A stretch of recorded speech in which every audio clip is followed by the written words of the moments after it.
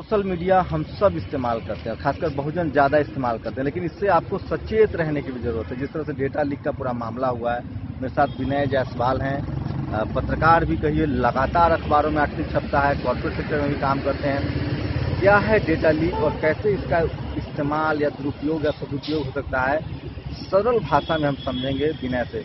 विनय, क्या है मामला ये डेटा लीक का? दरअसल मामला क्या, हम लोग तो अब तक नहीं समझ पाए। डेटा लीक बेसिकली जो हम जो रोज फेसबुक पर या किसी सोशल मीडिया प्लेटफॉर्म पर जो कुछ भी हम लिखते हैं उसमें थोड़ा सा और आ जाए। हाँ। उसपे जो कुछ हम लिखते हैं उससे जो है कि आजकल बहुत ढेर सारे ऐप जो है कि डिफरेंट हाउसेज जो है डेवलप करती हैं। उसके जरिए जो है कि वो आपकी पसंद नापसंद, आपका राजनीतिक झुकाव और जो है कि आप क्या सर्च कर रहे हैं और क्या आपकी इच्छाएं तभी रह गई है, जिसको ऐसी मार्केटिंग एजेंसियां जो है इनहेरेंट डोमेन्स के नाम से ऐसा कहकर पुकारती है।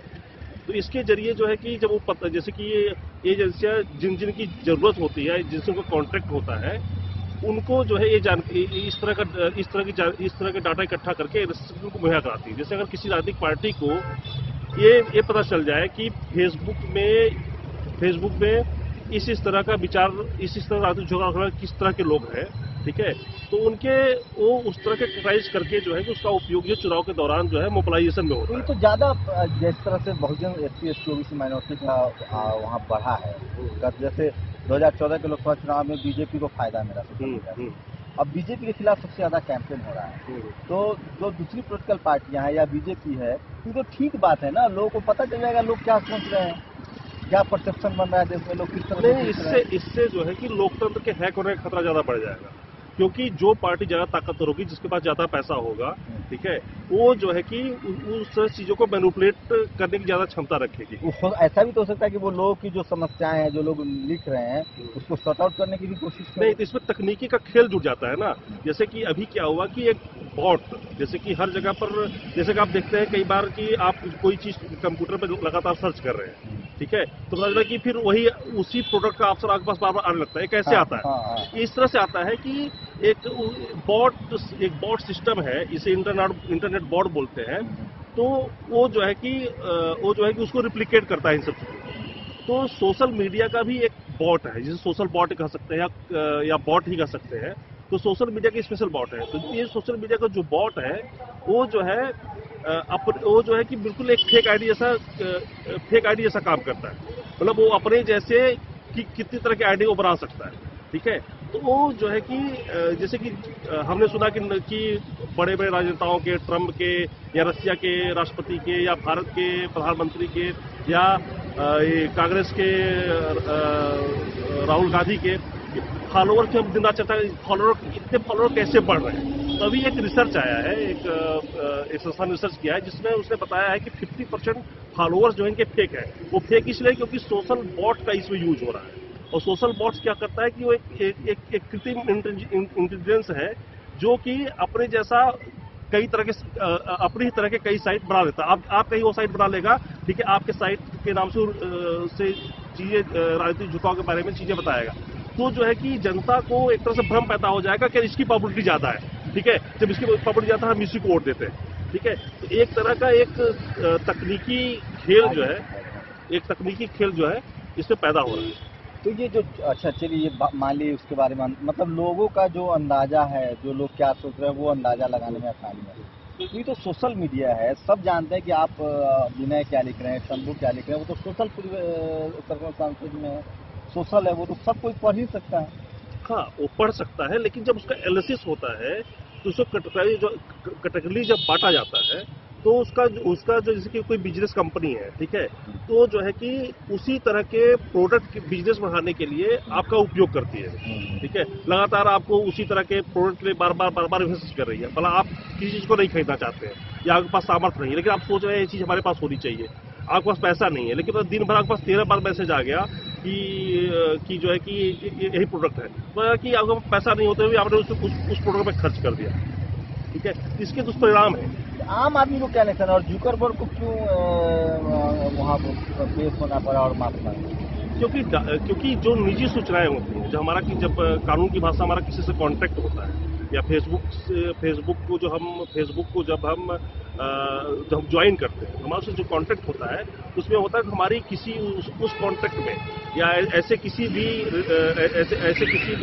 जो द्विपक्षीय संबंध है उसमें जो है एक विश्वास का संबंध होता है, और जो है कि हमारी जो निजी जानकारी है वो किसी को नहीं बेचेगा। जैसे कोई अगर हमारा बर्थडे जान गया, ठीक है, या कोई और चीज जान गया, ठीक है, उसके बेसिस पर हमको कई तरह नुकसान होते हैं। जैसे कि मान लीजिए फेसबुक को कई चीजों से बार बार लिंक करने की बात आती है, ठीक है, तो अगर उसके जरिए हमारे निजी डाटा के जरिए जो है कि हमारी किसी ऐसी सूचना तक पहुंच गया जिससे हमारे फैमिली को नुकसान पहुंचा दिया, हमारे अकाउंट को नुकसान पहुंचा दिया, या जो है कि हमारी जो कुछ इसमें सबसे बड़ी बात है चैटिंग, जो हम आपस में चैटिंग करते हैं, मैसेंजर वाला जो सिक्योर चैटिंग है वो भी आम हो रहा है।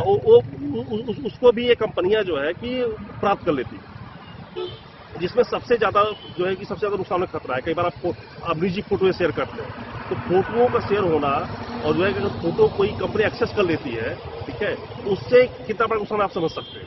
हम जैसे व्हाट्सएप कॉल है, फोन रिकॉर्ड्स हो रहे हैं, जो मैसेंजर पे चैटिंग है फेसबुक का, जो वो बहुत कूल है, फेवरेट है, वो जो आप निजी बातें कर रहे हैं वो भी पब्लिक डोमेन में आ रहा है। खास करके जो हम वॉइस कॉलिंग में करते हैं उसका तो अभी ऐसा कोई प्रमाण नहीं मिला है, लेकिन जो हम चैट करते हैं वो चैट जो है कि बिल्कुल सुरक्षित नहीं है। उस चैट के बेसिस पर जो कई आप देखे होंगे, कई हॉटस्कोप आजकल वेबसाइट आ गई, तो आप देख पाएंगे कि कल या परसों पर आप किसी से कोई चैट किया, कोई बात की है, तो उसी तरह के हॉटस्कोप जो है 2-3 दिन के अंदर जो है आपको मैसेज करो, कहां से कर रहे हैं, तो कहीं न कहीं हमारे डेटा में कहीं न कहीं सेध लग रहा है। जब तक इसका देखिए, अगर ऐसा नहीं होता तो फेसबुक ने अभी सुरक्षा के कई जो है कि पैकेज जो है दिए, तो ऐसा क्यों दिए हैं? आखिर फेसबुक ने इतना बड़ा संगठन है और उसके पास इतने लीगल सलाहकार होंगे, लेकिन इसके बावजूद फेसबुक को जब वहां की पार्लियामेंट्री कमेटी सामने जुकरबर्ग गए तो उनके पास सफाई देने के लिए कुछ भी नहीं था, ठीक है, अंत उनको माफी मांगनी पड़ी। वहां बड़े कड़े शब्दों में उनसे सवाल पूछा गया कि जुकरबर्ग से कि क्या आप ये मुझे बता सकते हैं आप कल रात कहां पर थे? उन्होंने कहा कि नहीं, मैं नहीं बता सकता। आज जब आप ये बात खुद नहीं बता सकते हैं, तो अगर किसी ने अपने प्रोफाइल में या कहीं पर या चैट पे कहीं कुछ शेयर किया है कि मैं कल रात कहां था, किसके साथ था, क्या कर रहा था, वो डाटा अगर कहीं सार्वजनिक हो जाता है तो आपको लगता है कि आप किसी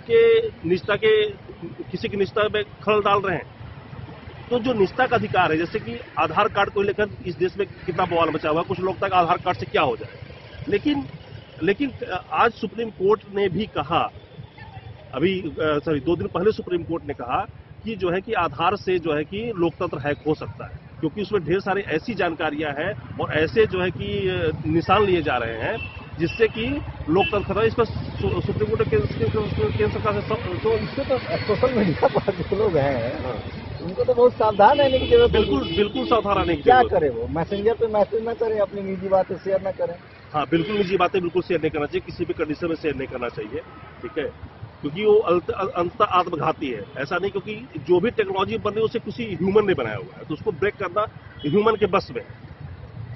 तो जाहिर सी बात है, सोशल प्लेटफॉर्म को सोशली ही बिहेव किया जाए, उस पर जो है कि बहुत ज्यादा निजी ना हुआ जाए, और अगर जहां भी निजी होने की जरूरत है तो उसकी सुरक्षा का पूरा पुख्ता इंतजाम देख करके जो है कि आगे बढ़ा जाए।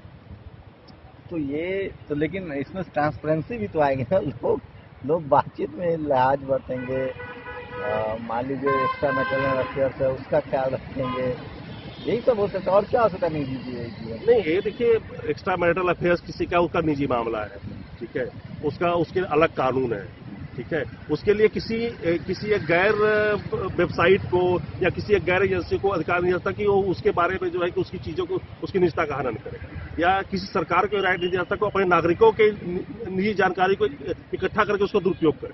क्योंकि जब राज्य संस्था का निर्माण हुआ था, तो उसमें जो है कि जो सरकार संस्था की संकल्पना की गई थी, इसलिए की गई थी कि वो कुछ हमारे बेसिक चीजों को प्रोटेक्ट करेगा, लेकिन हमारी आजादी नहीं छीनेगा। आपने जो लिखा है अखबार में कि ये डेमोक्रेसी के लिए खतरा है, वो कैसे? डेमोक्रेसी खतरा इसलिए है क्योंकि जब सोशल बॉट जैसी चीजें जब इजाद हो गई हैं, वो जो है फेक प्रोफाइल बना रही है, और सीधे सीधे कई रिसर्चों में, एक रिसर्चों में कई रिसर्चों में आ रहा है कि कई रिसर्चों में ये सामने आ चुका है कि जो है कि जो 50% 60% फॉलोअर्स फेक है, ठीक है। और 2014 के चुनाव में रशियन बोल्ट का रसिया से जो है, रसिया, कजाकिस्तान, अफगानिस्तान और कई जगहों से जो है कि अमेरिकी चुनाव को प्रभावित करने की कोशिश की गई थी। और इसमें जो है कि अभी जब गुजरात चुनाव था तो राहुल गांधी के ऊपर भी आरोप लगा था कि उन्होंने जो है कि कुछ विदेशी जगहों से जो है कि अपना जब उनका जो है कि वो फॉलोअर्स की संख्या जो है नरेंद्र मोदी से आगे चली गई थी, एक बार आपको याद होगा, तो उसमें भी राहुल गांधी को आरोप लगे थे इन्होंने विदेशी बॉट का सहारा लिया है। तो ये सब जो पूरा मामला ये दिखाता है कि इसमें जो जनता के वोट का महत्व है, जो जनता का वोट राइट है, वो कहीं की छीनने का खतरा है। क्या क्या एहतियात बरते अगर आप सोशल मीडिया का इस्तेमाल कर रहे हैं? इसमें जनता के पास बहुत ज्यादा हथियार बरतने के लिए नहीं है। इसमें सबसे ज्यादा जो सोशल मीडिया की जो साइटें हैं या उनके जो मालिक हैं, उनके जो मैनेजर्स, उनको इसको जो है कि सुरक्षित और फुलप्रूफ बनाना होगा, ताकि लोगों की जो निजी जानकारी है, जो विश्वास के साथ सोशल मीडिया प्लेटफॉर्म पर या विश्वास को देते हैं, ठीक है, उनकी वो पूरी सुरक्षा पुख्ता करें। नहीं तो जो है कि आने वाले दिनों में ऐसा हो जाएगा कि फिर सोशल मीडिया पर लोग भरोसा करना छोड़ देंगे, क्योंकि आज जो है कि सोशल मीडिया को लोग अफवाह का अड्डा मानते हैं, क्योंकि व्हाट्सएप मैसेज को लोग किस तरह से ट्रीट करते हैं हम जानते हैं कि व्हाट्सएप ज्ञान की तरह उसको हम लोग संबोधित करते हैं। लेकिन ठीक है ना, जो टेक्नोलॉजी जो कुछ लोगों के पास भारत के लिहाज से अगर बात करें तो उन लोगों के लिए जिनके पास यहाँ जितनी भाषाओं से अखबार, टेलीविजन में कम्युनिकेशन के टूल पर जिनका कब्जा है, वो तो लिबरल हुआ, उसमें तो डाइवर्सिटी नहीं। इसमें बिल्कुल आपसे सहमत हूँ कि उसमें लिबरल हुआ है। मार्क जुकरबर्ग ने भी अपनी सफाई में ही कहा कि जो हम ऐसी स्थिति में नहीं है कि फेसबुक या सोशल मीडिया यूज करने पर जो है कि हम कोई शुल्क लगा दें, क्योंकि इससे जो है कि सोशल मीडिया का जो एक निःशुल्क प्लेटफॉर्म है, जो एक बड़ा इसका ब्रॉडर एस्पेक्ट है कि हर किसी आदमी की पहुंच यहाँ तक है और अभी बात कर सकता है, उसका महत्व खत्म हो जाएगा। इसीलिए जो है कि मार्क जुकरबर्ग ने जो है कि ये जो फेसबुक का जो बिजनेस मॉडल है उसका बचाव किया। उन्होंने कहा किसी भी सोशल मीडिया फेसबुक का जो बिजनेस मॉडल है वो उसके बिना जो है हम आगे नहीं बढ़ सकते हैं। इसमें जो है कि जो तरह तरह के जो एडवर्टीजमेंट है, प्रचार है, एनालिसिस है, ये चीजें जो है कि फेसबुक चलाने में मदद करती हैं, आगे बढ़ाने में मदद करती हैं। लेकिन उन्होंने ये भी वादा किया है कि हम फेसबुक को लोगों के लिए सुरक्षित बनाएंगे और ऐसी गलती दोबारा नहीं होगी। तो कितने डाटा लीक हुए थे, मतलब किस तरह के? यूरोप में ज्यादा इस तरह के मामले? भारत में करीब 6 लाख डाटा लीक हुआ था। मात्र 6 लाख? भारत में 6 लाख लोगों का डाटा लीक हुआ था। तो जिले भर की भी संख्या नहीं है। हाँ, भारत में कम हुआ, भारत में कम इम्पैक्ट। हालांकि कुछ लोगों ने आरोप लगाया कि जो है कि इसमें भारत में जो कुछ चुनाव है उसको प्रभावित करने की कोशिश की। फेसबुक ने कहा कि भारत के संदर्भ में किसी तरह का कोई चुनाव प्रभावित करने की कोशिश नहीं हुई है।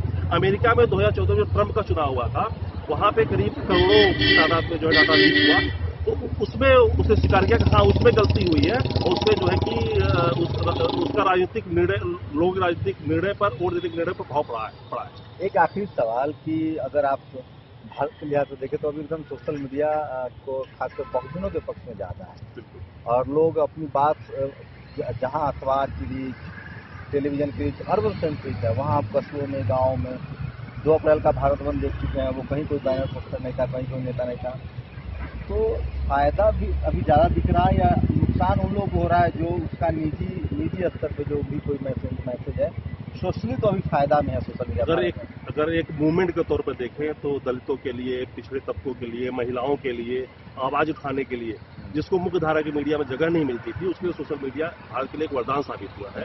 और निश्चित रूप से जो है कि आने वाले दिनों में इन तबकों को और सशक्त करेगा, उनकी आवाजों को पहुंचाने का काम करेगा। हमने अभी जितने भी दलित मूवमेंट देखे, पिछड़े तबके मूवमेंट देखे, 2 अप्रैल का जो हाल ही का मूवमेंट देखा, उसमें सोशल मीडिया बहुत बड़ी भूमिका रही है। तो निश्चित रूप से जो है कि सोशल मीडिया जो है कि जो पिछड़े तबकों, गाँव, रूरल, गरीब लोगों के हैं या फिर पिछड़े तबकों की आवाज उठाने में बहुत मददगार साबित हो रहा है। तो देखिए, अगर आप सोशल मीडिया का इस्तेमाल करते हैं तो बहुत घबराने की जरूरत नहीं है। जरूरत इस बात की कि आप अपनी जिंदगी में भी ट्रांसपेरेंसी रखें। बहुत कुछ हिडन नहीं होगा तो सोशल मीडिया पर भी हिडन नहीं होगा, लेकिन हाँ, एक जो कानूनन आपका अधिकार है कि आपकी निजता का हनन न हो, तो निजता का आपका हनन न हो, इसके लिए आपको सावधान रहना पड़ेगा, होशियार रहना पड़ेगा, क्योंकि सोशल मीडिया जो है वो सोशल है, पब्लिक है, और बहुत ख्याल रखिए अपना। लेकिन भारत के लिहाज से, बहुजनों के लिहाज से मैं बार बार अभी भी कहता हूँ, सोशल मीडिया जो है वो बहुजन मीडिया है। Shambhu Kumar Singh, national desk, Delhi.